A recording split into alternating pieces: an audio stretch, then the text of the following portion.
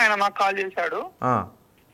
నాకు కాల్ చేస్తానే సరేనా ఫస్ట్ ఎవరు అమ్మాయిని ఆపండి మేము వస్తున్నామని చెప్పాను సార్. సరే సార్ రాండి అన్నాడు. మేము దారిలో వెళ్తా ఉన్నాము. అగైన్ మళ్ళీ కాల్ చేశాడు. సరే మీరు పెట్టిన ఫోటో ఆ అమ్మాయి కాదంట వేరే అమ్మాయి అంటలే వీళ్ళు అన్నారు సార్. అది సార్ మేము అక్కడ తిరుగుతున్న అమ్మాయి ఎవరు ఆ అర్ధరాత్రి ఎవరు సార్ అక్కడ టూరిస్ట్ వాళ్ళు మళ్ళీ అక్కడ విలేజ్ వాళ్ళు తెలియదు. మనం ఫోటో పెట్టినాము అది చూసారు అది కాదని చెప్పారు. ఓకే తర్వాత అక్కడ గాలింపు చర్యలు చేసిన దొరకలేదు. తర్వాత సీసీలకి వెళ్ళాము. సీసీలో చెక్ చేస్తే ఈ అబ్బాయి లోకేష్ లోపలికి ఎంటర్ అయ్యాడు. ఎంటర్ అయింది. తర్వాత అవుట్ వచ్చేది ఓకే ఆ విజువల్స్ కనపడ్డాయి. కానీ అతను 8:40 లోపలికి వచ్చాడు. 10:30 వెళ్ళిపోయాడు. అది కూడా వాళ్ళ మామ మీరు వెతుకుతున్నారు అని చెప్పడంతో వెళ్ళిపోయాడు తను.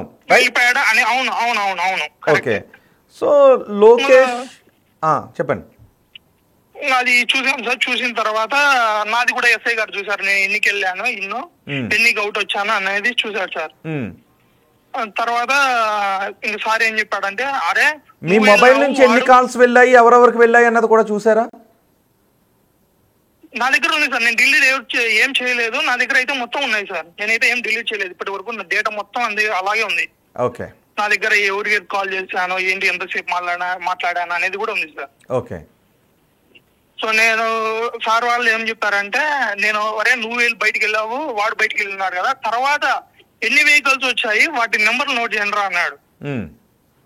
మేమేమైందంటే నేను సీసీలో ఓపెన్ చేసి ఎన్ని వెహికల్ పోయినాయి దాని పేరు అదే నెంబర్ ప్లేటు అదే వెహికల్ ఏది అనేది నోట్ చేసాం సార్. టైము అదంతా నోట్ చేసి సార్కి ఇచ్చాము ఎస్ఐ సార్కి.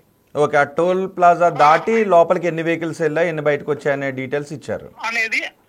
అదే మేము నైట్ సర్చ్ ఆపరేషన్ అయిపోయిన తర్వాత సీసీలు మొదలు పెట్టాము. అది చూసి మొత్తం నోట్ చేసాము ఎన్ని వెహికల్స్ పోయినాయి ఎన్ని వచ్చాయి. సో అవి నియర్లీ చాలా ఉన్నాయి సార్. 72 అలా ఏమో ఉన్నాయి సార్. ఓకే అలా ఉంటే చూసాము. సార్కి లిస్ట్ ఇచ్చేసాను. లిస్ట్ ఇచ్చేసరికి అది ఎంత అయిపోయేసరికి ప్రాసెస్ 5:45 5:15 సార్. అంటే అప్పటికే కొంచెం తెల్లవారిపోయింది. తెల్లవారుదాన్ని నేను వీళ్ళు కానిస్టేబుల్ సార్ ఇంకా అప్పటికే పడుకుంటే నేను లేపాను. సార్ రండి సార్ వెళ్ళిపోదాం లైటింగ్ కనిపిస్తుంది అంటే సరే పద అనేసి ఇంకా లేసాము. ఎస్ఐ సార్ కూడా అక్కడే జీప్ లోనే పడుకున్నాం సార్. ఆయన కూడా లేపేసి ఇంకా మళ్ళీ సర్చ్ పోయినాం సార్. సర్చ్ ఆపరేషన్కి వెళ్తే సార్ ఏం చేశాడు 2 టీమ్స్ డివైడ్ చేశాడు. నేను ఎస్ఐ సార్ ఇంకో కానిస్టేబుల్ ఒక సైడ్ వెళ్ళాం సార్. మా పెదనాన్న కొడుకు వేరే అన్న అదే నాతో పాటు వచ్చిన అన్న ఇంకొక కానిస్టేబుల్ గారు ఒక సైడ్కి వెళ్ళారు. తర్వాత వీళ్ళు మా అన్నోళ్ళు కానిస్టేబుల్ ఒక సైడ్కి వెళ్తే వాళ్ళకు వేరే టెంపుల్ ఏదైతే ఉందో ఆ టెంపుల్ బ్యాక్ సైడ్ శవం కనపడింది. ఓకే శవం కనపడతానే అక్కడ కానిస్టేబుల్ గారు ఎస్ఐకి ఫోన్ చేశారు. ఎస్ఐ గారు ఫోన్ చేస్తానే ఏదో బాడీ కనిపించింది అంటానే మేము ఆయనతో పాటు ఎస్ఐ సార్ తో పాటు వెళ్ళాం సార్. వెళ్ళిన తర్వాత అక్కడ బాడీ కనపడింది సార్. అది సార్ జరిగింది. ఓకే అక్కడికి వెళ్ళేటప్పటికి ఎలా ఉంది సార్? అక్కడికి వెళ్ళేసరికి చెప్పులు గట్టు పైన ఉన్నాయి సార్. అమ్మాయి బాడీ వచ్చేసి పొదలలో ఉంది సార్. పైన టాప్ ఏం లేదు సార్. జస్ట్ ప్యాంట్ ఒక్కటే ఉంది. పైన టాప్ అయితే ఏం లేదు సార్. మొత్తం బాడీ కనిపిస్తుంది. సో మేము చూసాము ఇంకా వెంటనే సరే ఇక్కడ ఎవరు ఉండదు మీరు మొత్తం దూరంగా నాకు బాడీ టచ్ చేయకుండా అంత దూరం పోండి అన్నారు. సో దూరం వెళ్ళాము. తర్వాత డిఎస్పీ సార్ వాళ్ళు వచ్చారు. ఫారెన్సిక్ వాళ్ళు అంతా డాగ్స్ పై చెక్ చేసుకున్నారు. చెక్ చేసుకునేసి బాడీని తీసుకొచ్చి పోస్ట్ మార్టం తెచ్చేసి మాకు తెలిసిన సమాచారం ప్రకారం మీకు మీ చెల్లితో చాలా అటాచ్మెంట్ ఉంది. మీ చెల్లి అంటే మీకు చాలా ఇష్టం అని తెలిసింది. అదే సమయంలో ఇంకొన్ని అనుమానాలు ఏమొచ్చాయంటే మీరు మీ చెల్లి గురించి వెతికే సమయంలో మీరు వద్దు అంటున్న అబ్బాయితో వెళ్ళింది అని కోపం వచ్చి అమ్మాయిని కొట్టడంతో చనిపోయింది, దీంతో అక్కడ వదిలేసి వచ్చారు అనే వార్త వచ్చింది. దాన్ని మేము నమ్మలేకపోయాం దాన్ని. అందుకే మీకు కాల్ చేసి అడుగుతున్నాను. నాకు నిజంగా ఆ మాటలు ఏంటంటే నాకు ఎలా ఉందంటే ఏందిరా నేను నా చెల్లెల్ని ఎత్తుకొని పోయేసి నేనే ఐ మీన్ ఆ దాంట్లో ఇరుక్కున్నా అని నాకు బాధ వేస్తుంది సార్. మా ఇంట్లో వాళ్ళు మేమైతే ఏంద్ర మాకు కర్మ మేము అమ్మాయిని పోగొట్టుకునేసి మేము బాధపడుతుంటే తిరిగి అదే కేసు మా మీదకి చుట్టుకుంటుంది అనేసి మేము బాధపడుతున్నాం సార్.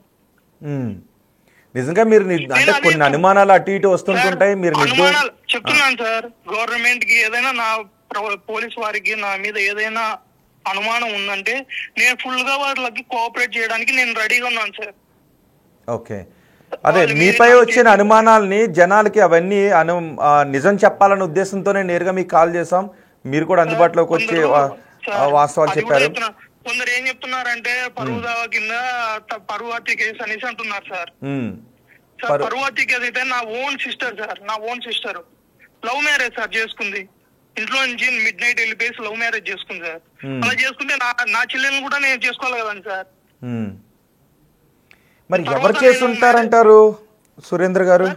ఎవరు ఇంత దుర్మార్గానికి పాల్పడి ఉండుంటారంటారు? అది ఎవరు చేస్తున్నారనేది వాళ్ళు పోలీసు వాళ్ళ ద్వారానే మనకు తెలియాలి సార్. ఆ ఇన్వెస్టిగేషన్ లో ఏం తెలితే అదే సార్.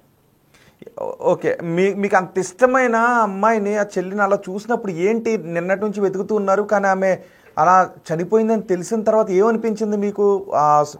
లోకేషే చంపేశాడు అని అనిపించిందా?